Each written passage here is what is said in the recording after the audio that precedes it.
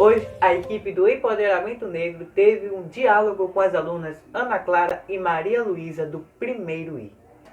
Acompanhe agora o compilado deste bate-papo. Eu até separei, né, que nesse caso, porque a partir de agora as pessoas começaram a lutar, né? Quantas pessoas morreram e ninguém tinha feito nada ainda até o momento, mas a gente precisou de uma iniciativa que os Estados Unidos tomou para a gente aqui no Brasil também poder, algumas pessoas, não foram todas, mas poder entrar nessa luta, né? O porquê somente agora que as pessoas começaram a comentar mais sobre isso, começaram a manifestar, né, sobre o que aconteceu nos Estados Unidos, sendo que isso acontecia sempre, principalmente aqui no Brasil, quase todo final de semana tinha um caso.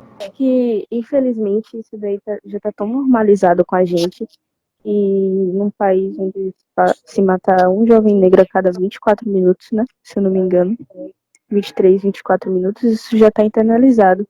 E isso também acontece muito nos Estados Unidos, mas sendo os Estados Unidos, quando isso tomou uma proporção tão grande, porque foi uma morte tão violenta, não sei se vocês assistiram o vídeo, mas eu vi o jeito que o policial colocou o joelho por cima do pescoço dele, mesmo depois de morto, eles ainda sacudiram ele falando, cara, acorda, acorda, e ele não acordava e eles ficaram tipo, caguei, entendeu?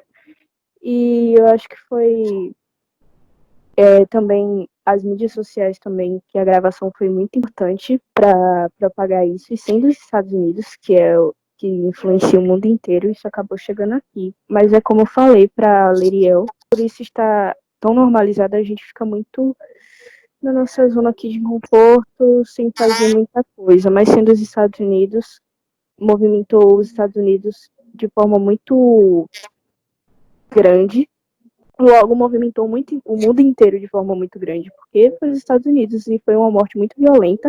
O jeito que ele morreu foi de uma brutalidade muito grande e isso influenciou muito. E foi o que eu falei com o Liriel também, que eu acho que o fato de que se a gente tomar alguma iniciativa, a resposta da polícia seja mais violenta, faz com que a gente também não lute tanto. Ainda tem o fator do meio da pandemia, que não faz com que a gente se movimente muito além das redes sociais. O que eu acho também é que, tipo, lá nos Estados Unidos, como a Ana Clara tinha falado, eles tomam mais iniciativa para participar de manifestações, para lutarem contra o racismo. E o que a gente viu é que lá nos Estados Unidos os negros são minoria. E ainda assim, eles lutam, vão, tomam coragem para ir lá na frente. E aqui no Brasil, a população negra, 56% da população do Brasil são de pessoas negras. E mesmo assim, a gente fica com medo, fica coado, não tem ideia do tamanho, da proporção que a gente tem e que a gente pode realmente lutar por isso, já que a gente é realmente a maioria. Então, eu acho que lá nos Estados Unidos, eles, mesmo sendo minoria, eles lutam, eles vão lá, e a gente aqui não. A gente às vezes não tem nem ideia de que a gente é maioria e fica com medo, fica coado. Exatamente por ser um estado que eu estava assistindo uma live com uma Lu semana retrasada de Djamila Ribeiro com Silvio Almeida, né? Que ele é advogado e ele estava falando que o Estado brasileiro ele é muito inteligente, foi muito inteligente para conseguir colocar essas pessoas, essa população negra, que é a maioria no Brasil, numa posição de estagnado, que a gente não lute como nos Estados Unidos, e olha que eles são uma minoria, como o Malu falou. Então, para você fazer uma população que é maioria no país não lutar do mesmo jeito que a minoria do outro país, você tem que ser um Estado muito forte, muito inteligente para conseguir fazer isso. E ainda tem esse fator também. A gente pode perceber que grande parte das mortes de negros, um dos países que tem os principais rankings da morte de negros é o Brasil, né? E nós percebemos assim, logo após de estourar o caso de George Floyd, os Estados Unidos se movimentou mas logo em seguida o Brasil e o mundo, no geral, se movimentou também. Só que, assim como vocês falaram, né, o Brasil já teve muitos casos de muitas pessoas que já morreram por conta disso, mas em nenhum momento as pessoas se movimentaram para fazer, até porque a resposta das polícias, do governo, seria uma coisa assim, bem mais forte do que dos Estados Unidos. Mas, assim, vocês se lembram de que a gente assistiu o filme O Ódio que Você Semeia? No filme O Ódio que Você Semeia retrata muito sobre isso, né? Não é? E teve o júri simulado. Claro que o que aconteceu no júri simulado muitas das vezes não acontece na vida real. Termina de que muitas pessoas elas são mortas e terminam que os assassinos, as pessoas que cometeram esse ato, elas não são penalizadas, não sofrem por nada. Isso a gente percebe naquele filme de que não acontece só aqui no Brasil, né? Nos Estados Unidos também acontece, em vários outros países acontece. Mas a gente normalizou tanto essa questão de preconceito com o negro, de que hoje em dia a gente vê o preconceito acontecendo na nossa frente e a gente não faz nada, a gente deixa acontecer. Então a gente tem que se movimentar um pouquinho mais com isso. Eu aposto que vocês já presenciaram algum tipo de preconceito, mas ou vocês já presenciaram um preconceito muito pesado, muito além da conta, ou vocês já viveram alguma coisa desse tipo. Eu tava falando com o Malu hoje de manhã, que foi hoje de manhã que a gente teve essa discussão. Geralmente a gente tem discussões assim de manhã, ou à noite, conversas assim, e a gente tava falando que ultimamente, com essa discussão sobre racismo, veio muito essa questão de você já sofreu, como foi sua vivência, como você já foi perseguido por um segurança, você já presenciou uma pessoa branca se mudando de calçada porque estava perto de você.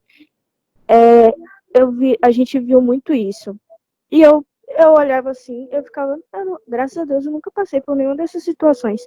Só que ontem eu lembrei disso e aí eu pensei, tentei puxar na memória assim, peraí, eu acho que já aconteceu, porque assim como com certeza eu acho que vocês já fizeram isso.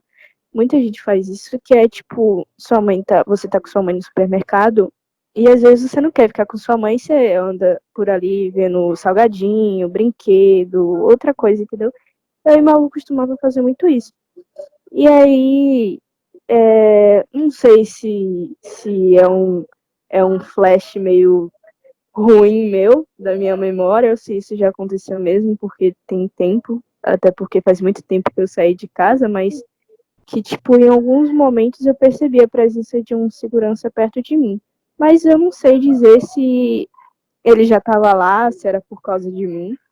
Mas com essa discussão também eu passei a ficar mais atenta ao que estava ao meu redor. E tentava assim, peraí,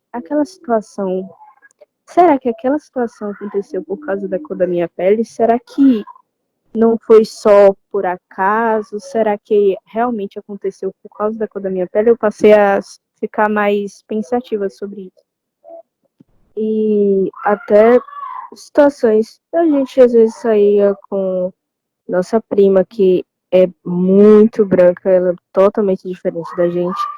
Algumas situações que a gente, por ser criança, a gente não percebia, ou então não levava na maldade. Às vezes, uma criança nunca vai levar na maldade, ela nunca vai pensar que alguém vai perseguir ela, ou vai prestar mais atenção nela, por causa da cor da pele dela. Ela é inocente, ela não vai perceber. E eu, quando era pequena, eu nunca percebi isso, até porque, por ser criança, eu nunca ia parar para pensar nisso.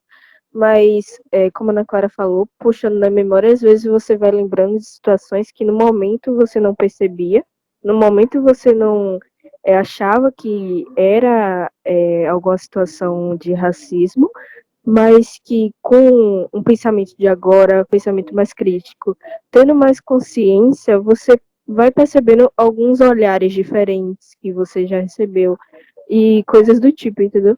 Eu também nunca sofri um preconceito de cara, né? Mas eu acho que todo mundo já passou por alguma coisa assim. E, às vezes, se a gente reparar, muitos negros, eles próprios cometem preconceito contra os próprios negros. Muitas das vezes, eu lembro que eu vi um vídeo uma vez, que era de um cara negro, ele contando, né? É um comediante de stand-up.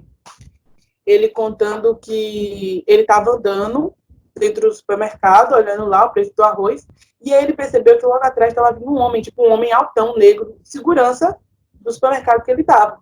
E aí ele foi andando e por onde ele entrava, o segurança ia atrás, por onde ele entrava, o segurança ia atrás. Então a gente percebe de que ainda assim há pessoas que nem na época dos escravos haviam aqueles negros, né, que eles eram meio que pagos para poder cuidar dos outros negros, às vezes chicoteavam os outros negros, etc. E esses eram capitães do mato. Eles, então, terminavam prejudicando a vida das outras próprias pessoas que eram negras, irmãos dele. Uma coisa que eu queria comentar muito rápida, que Liriel falou que os próprios negros são perseguidos pelos seus irmãos negros, segurança perseguindo um cara negro, assim como na época da escravidão. Isso me lembrou uma coisa que Malu me falou, que eu vou até deixar ela falar. É que a gente, antigamente, na época da escravidão, os negros que eram libertos, eles tinham que andar com suas cartas de alforria na mão, guardados para que eles pudessem andar livremente, entre aspas, pelas ruas. Tipo, eles poderem provar que eram libertos, eles tinham que mostrar a carta deles.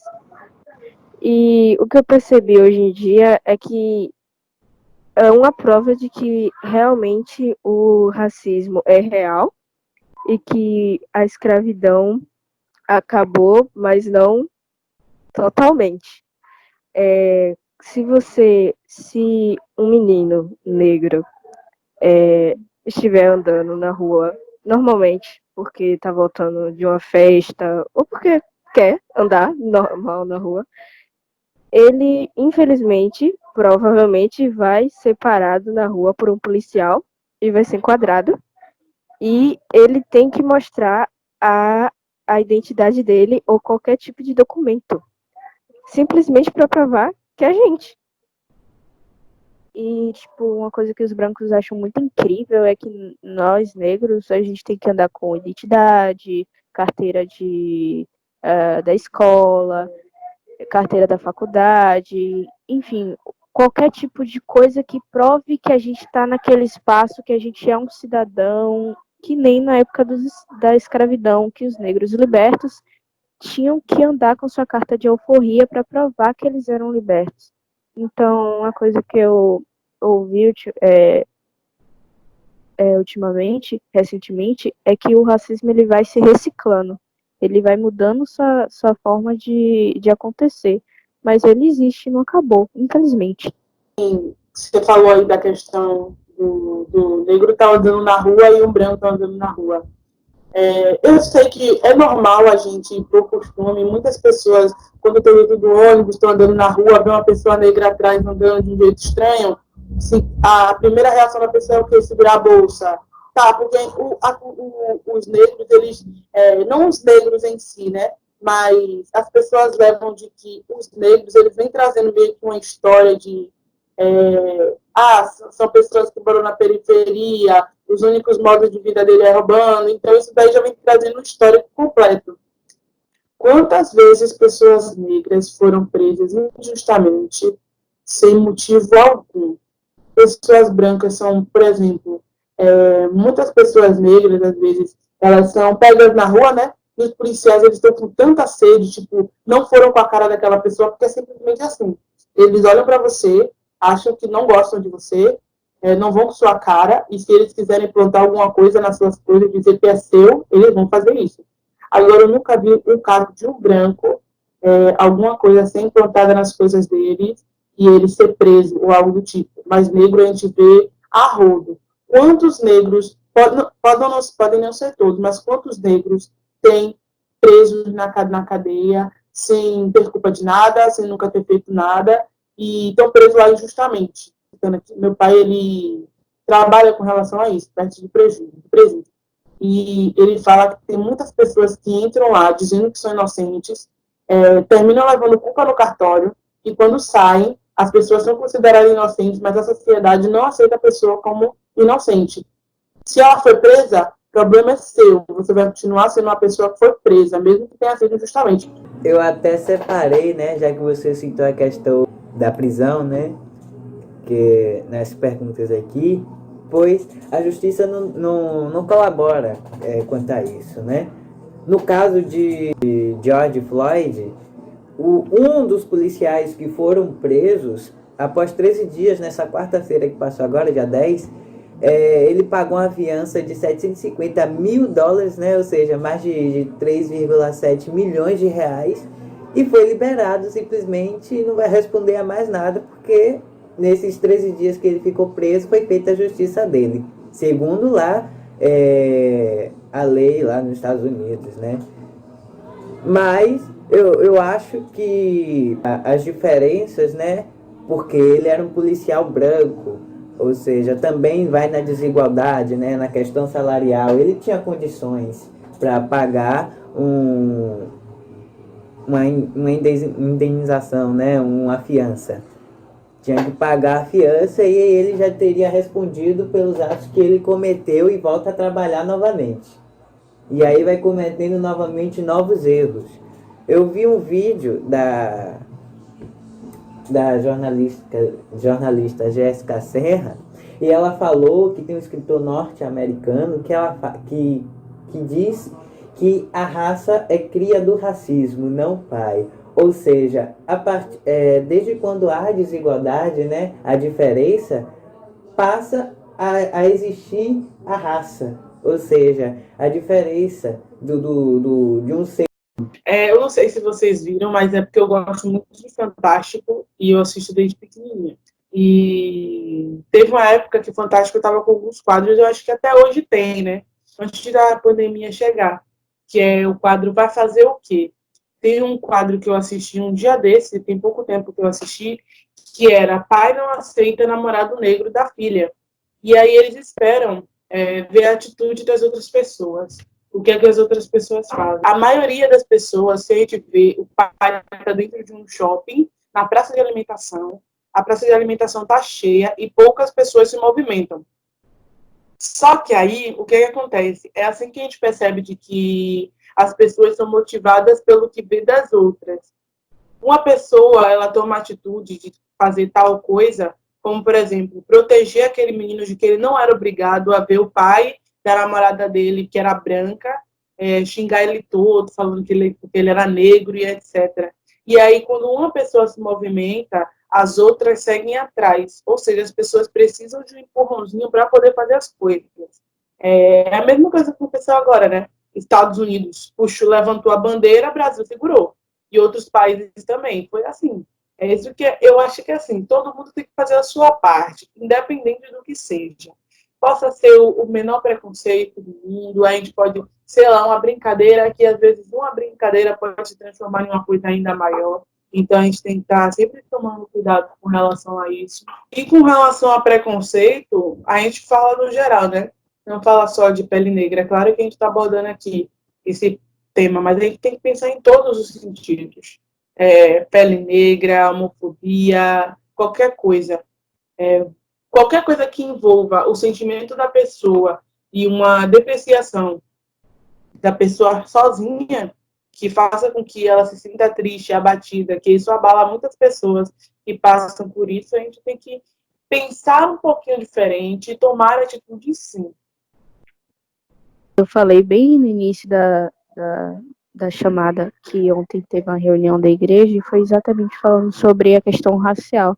Mas no final já da reunião a gente começou a falar sobre que a gente também tem que olhar para outras questões como a causa LGBT, como o de respeito a outras religiões, porque a gente é cristã, mas a gente também sabe que as outras religiões sofrem muito com isso.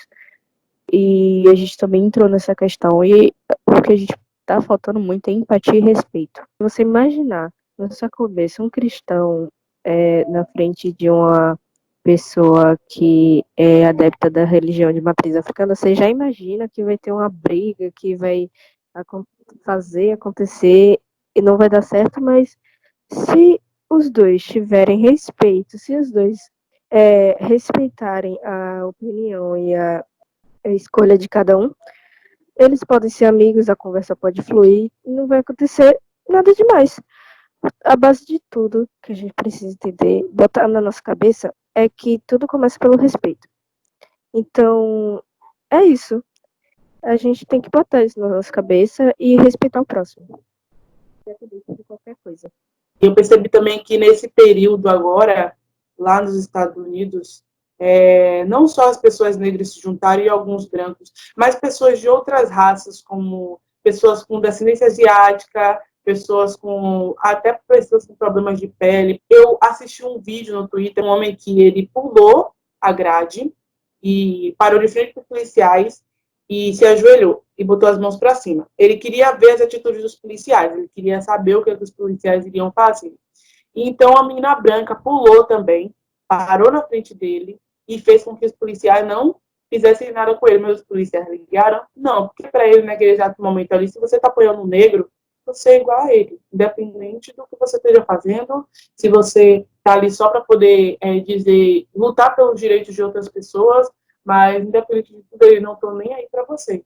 Então, muitas das vezes a gente vai ser julgado, tá? Se a gente for tentar ajudar alguma pessoa, eu lembro que aconteceu um caso lá na escola mesmo, quando a gente ainda estava no 8º ano, eu acho que eu fui ajudar uma pessoa, não me lembro quem foi, mas eu lembro que foi uma pessoa que ela tinha problema de sobrepeso, e ela estava sendo julgada, tipo, as pessoas estavam zoando com ela, e eu fui falar, e aí terminou que, tipo, eu levei no meio, entendeu? A gente tenta proteger uma pessoa e a gente termina levando no meio também. É bom a gente tentar proteger as pessoas, sim, tem muitas das vezes que as pessoas elas ficam com receio de se manifestar com relação a isso pelos ataques que ela podem receber logo em seguida. Eu acho que já podemos encerrar. Já. Eu nem vi a hora. Obrigado, Ana, Malu, por fazer parte desse vídeo aqui, né? E até a próxima. Tchau, obrigada.